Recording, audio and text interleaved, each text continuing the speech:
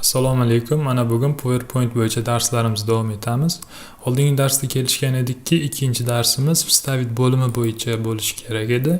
Lekin mantiqan o'ylab qarasak, oldin birinchi navbatda mana slaydlarimizni shakllantirib, ularga kerakli ranglar, shakllar, o'lchamlarni bergandan so'nggina ularni turli xil matnlar, rasmlar bilan boyitish mantiqan to'g'ri degan qarorga keldik. Shuning uchun bugungi darsimizda dizayn bo'limini to'liq o'rganib chiqamiz. Dizayn bo'limi asosan slaydimizni, mana shu har bitta slaydimizni tashqi ko'rinishiga javob beradi. Undagi ranglar mosligi, strukturasi, fonining rangi, shunga o'xshash barcha jihatlarni ushbu bo'limda hal qilib olamiz. Demak, birinchi biz ko'zga tashlanadigan narsa tema bo'limi. Bu temalar mavjud bunda, tayyor temalar. Biror biriga bosadigan bo'lsak, mana biz slaydimiz uchun tema tanlab beradi. Mana bunga bossangiz barchasini ko'rsatadi.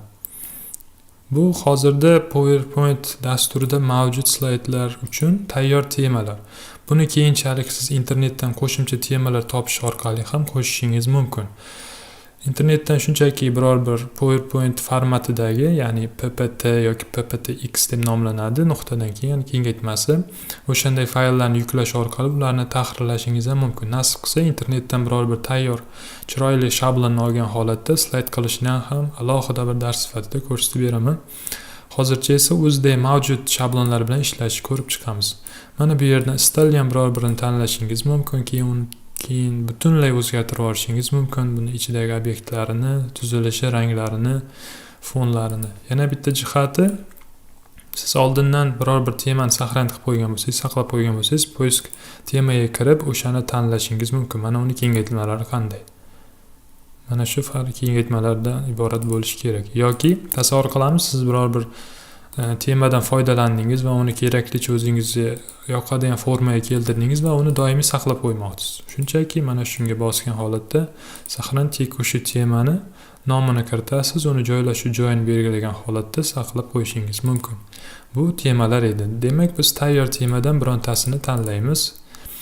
Va hozirgi darsimizda o'zimizni prezentatsiyamizni shakllantirib olamiz. Uni ranglarini, shakllarini hammasini shakllantirib, bir nechta slaydlarni tayyorlab olgandan so'ng, keyingi darsimizda o'sha slaydimizni davom ettirgan holatda uni turli xil ma'lumotlar bilan boyitib ko'ramiz. Demak, biz mana bu yerdan o'zimizga yoqqan biror bir shablonni birinchi navbatda tanlab olsak. Asosan albatta siz qaysi mavzuda prezentatsiya qilishingizga e'tibor berishingiz kerak. Mana masalan, mana bunda tomchilar rasmi turibdi. Bu qandaydir ma'noga ega bo'ladi. Shuni hisobga olishingizni tavsiya qilaman. Men o'zim ko'pincha mana bundan foydalanaman. Bu nega? Bunga keyinchalik men ko'rsataman, bo'laklarga bo'lamiz. Ya'ni asosiy qism mana bu yerda matn joylashgan, bu yerda esa nomi joylashgan kabi bo'ladi. Shuning uchun bu chiroyli ko'rinadi. Demak, biz tema tanladik. Endi biz yaratgan har bitta slaydimiz shu shaklda bo'ladi, shu dizaynda bo'ladi. Ana endi qarang. Tema bo'limini ko'rib o'tdik. Endi varianti bo'limidan mana shuni o'zini ham o'zgartirishlari mumkin.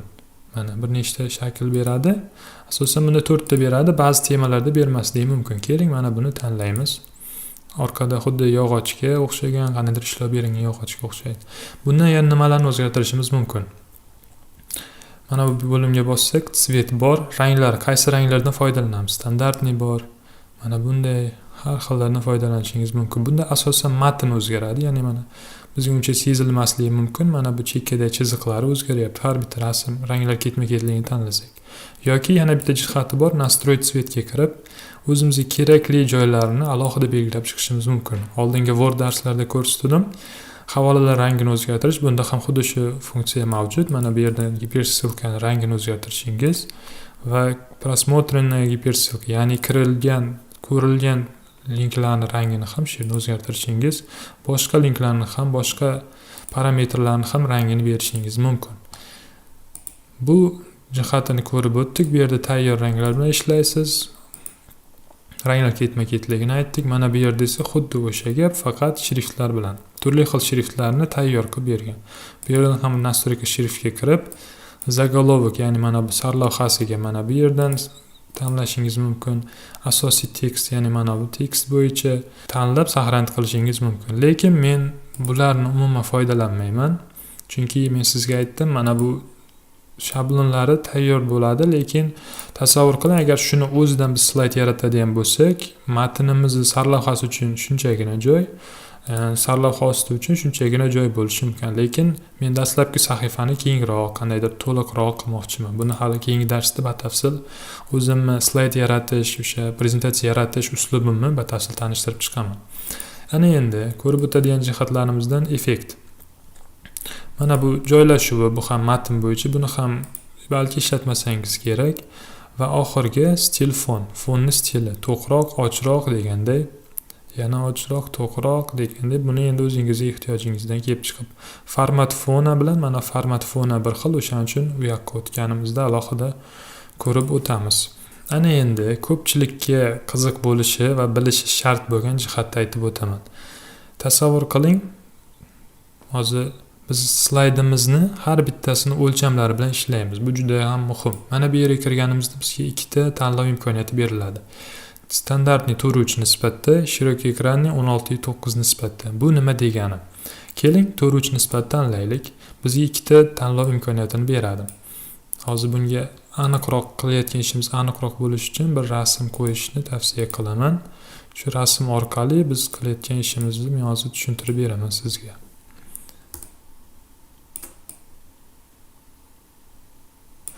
Tasavvur qilaylik, mana bunday slaydimiz bor. Razmer slaydda 4:3 nisbatni ikkita menyu beradi bizga 4:3 bossak. Mana buni bossak, slaydning atroflarini qirqadi, mana o'rtadagi obyektga hech qanday zarar yetmaydi. Yana boshqatdan narigi menyusini ko'rsataman. 4:3 ga bosib agar podbor razmer qilsak, rasm bilan birgalikda uni hajmini kichraytiradi. Ana endi sizga tavsiya beraman, 4:3 nisbatdan ko'ra siz slayd yaratishingizni doimo 16:9 ni tanlang. Nega? Keling, slaydni mana shu slaydni biz ko'rinishini F5 ni bosgan holatda ko'rib o'tsak. Mana ko'rdingiz, atrofida qora ekranimiz bilinib qoldi. Bunga sabab esa bizning kompyuterimizning ekranini eni uzun, balandligi qisqa, kaltaroq. Shuning uchun ham 4:3 nisbat xuddi kichkinagina to'rtburchakka o'xshab qoladi. Agar biz xuddi shu slaydni 16:9 nisbatda saqlanib qilib F5 ni bosib uni tomosha qiladigan bo'lsak, demak to'liq qopladi. Ya'ni nisbatan chiroyli, boyagi qora liniyadan ko'ra bu to'liqqina ham bizga kengroq maydon bo'ladi ishlashimiz uchun. Demak, kelishib olamiz, biz doimo slayd yaratishimizda 16:9 nisbatini tanlaymiz. Ana endi razmer slaydni nastroyka qilishimiz ham mumkin. Mana bu yerda nima qilishimiz mumkin? Turli xildagi o'lchamlarga keltirishimiz mumkin. A4, A3, banner sifatida ham qilishimiz mumkin. Bu yerda o'zimiz xohlagan o'lchamlarni kiritishimiz mumkin. Shunday bossangiz, mana bunday biroz g'alatiroq shaklga kirib qolishi mumkin. Shuning uchun oddiy holatga qaytaramiz. Bu shunchaki tanishtirish uchun edi. Buni o'zingiz ehtiyojingizdan kelib chiqib ko'rib chiqishingiz mumkin. Demak, ko'rib o'tadiganlarimiz yana bittasi bu format foni. Ya'ni fonni formati. Mana bu hozir bizga yog'och shaklida, laklangan yog'och shaklida berayotgan bo'lsa, mana shuni o'zgartirishni ko'rib o'tamiz. Splashniy zalivka degani biror bir rangni shunchaki qo'yib beradi, hech qanday o'zgarishi yo'q. Prozrachnost degani uni ko'rinishining shaffofligi deb tushunsak bo'ladi. Gradient degani mana bunday biror joyi siyrak rang bo'lib, pastroq, to'qroq bo'ladi, shunga o'xshash. Buni ham turli xil shaklda berishimiz mumkin, to'liq, to'liqmas, lekin gradient sal nozik masala, shuning uchun buni ishlamaslik tavsiya qilaman. Buni ham turli xil parametrlari mavjud. Chiziq bo'ylab yoki qandaydir boshqacha направлениялari bor. Qaysi tomoni ochiqroq, qaysi tomoni to'qroq bo'lishi, qaysi burchak ostida ranglar berilishi, ranglarni mana bunday joylashuvini ko'rsatib berishimiz mumkin. Xullas, buni ham ishi ko'p. E'tiborga oling, har bitta o'zgartirish bitta slayd uchun qilishimiz mumkin. Ya'ni mana bu slayd parametrlari shunday, boshqa slaydniki esa o'zgarmasligi mumkin. Agar siz qilgan bitta o'zgartirishingiz, ya'ni fon bilan ishlaganingiz barchasiga mos tushishi uchun mana buni bosasiz. Mana har bitta slaydimiz o'sha formaga o'tdi. Yana bitta ko'rib o'tadiganlarimiz fon bo'yicha rasm qo'yishimiz ham mumkin. Rasm qo'yishimiz juda ajoyib chiqadi. Buni qanday qilamiz? Risuniga teksturani tanlaymiz. Tekstura qandaydir bir shakl, yuzaga o'xshagan narsa qilib berishimiz mumkin yoki faylni bosgan holatda mana buni qo'yib bersak ham bo'ladi. Keyin rasmingiz agar juda ham to'q bo'ladigan bo'lsa, uni mana prozrachностьdan to'qligini kamaytirishingiz mumkin, ya'ni biroz xiraroq bo'ladi. Shunda asosiy e'tibor siz berayotgan matnga qaratiladi. Shunday ekan, keling biz keyingi slaydimizni o'ylaganimiz uchun biror bir mana bu rasmni qo'yamiz. Mana bu joyimiz biroz shakllari g'alatiroq ko'rinishi mumkin, e'tibor bermang, chunki biz keyingi darslarimizda bularni to'liq yashirgan holatda slayd yaratamiz. O'shaning uchun men bu yoqqa uncha ishlov bermayapman. Shunchaki sizga tanishtirish uchun buni ko'rsatib o'tyapman. Demak, rисунок teksturani ko'rdik. Uzorniy zalifga esa mana turli xildagi chiziqchalar orqali chegaralar berishi. Buni o'zingiz xohishingizga ko'ra ko'rishingiz mumkin. Ranglarni o'zgartirib berishingiz mumkin. Mana bunday nuqtalar va boshqalar. Rangini, fonini, har xilini, endi bu sizning ijodkorligingizga bog'liq. Demak, o'z holatiga qaytaramiz. Boyagi risunka degan joyda yana bir nechta parametr ochiladi, shuni ham tanishtirib o'tsam. Demak, biz rasm tanlab qo'yaylik va mana bu yerda nima bor? Художественный effekt. Boyagi rasmni qanday effektlar berishimiz. Mana hozir bizga mana yuqorida mana bu turgani uchuncha ko'rinmayapti. Bu yerda uni ham o'zgartirishingiz mumkin. Prozrachность o'sha shaffofligi, ya'ni xiraroq, yorqin ko'rinishi shunga o'xshash. Mana bu yerda esa risunkani o'zini, ya'ni rasmni o'zini. Резкость degani o'sha ranglar aniqligi. Qancha yuqori, qancha kamligi, yarkost qanday bo'lsin, ya'ni yorqinligi. Kontrast degani bir har xil ranglarning o'zaro bir-biriga qarama-qarshiligida. Svet risunok esa buni ham ko'rib chiqasiz. Bu juda ham mayda ish, lekin yaxshi bir natijaga erishish uchun har bittasini sozlab chiqishingiz kerak bo'ladi. Keling biz oldingi holatiga qaytarib qo'yamiz. Остановить fonga kirib, risunokka tanlab, chunki biz keyingi slaydlarimizda xuddi shu ishni bajarishimiz kerak. Ana endi bu tayyor bo'ldi. Biz dizayn bo'limi bilan tanishib chiqdik. Mana bu joyga biz hech qanday o'zgartirish kiritmadik. Keyingi darsda uni yopib, ya'ni yashirib ketishni ko'rib o'tamiz. Yana bitta jihat, bir nechta slayd yaratgandan so'ng uni keraksizini yashirib qo'yishingiz mumkin. Masalan,